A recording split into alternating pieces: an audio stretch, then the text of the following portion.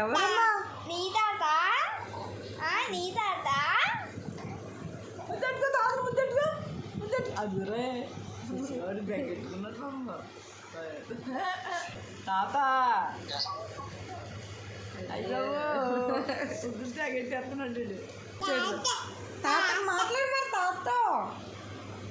Phone ఏమో ఇవ్వట్లేదు మా గారు, పట్టుకొని ఇవ్వట్లేదు, ఆడే పట్టుకుంటాడు అంట. పట్టుకొని తాత అంటున్నాడు. తాతతో మాట్లాడు మరి, ఇట్లా పెట్టుకొని మాట్లాడాలి.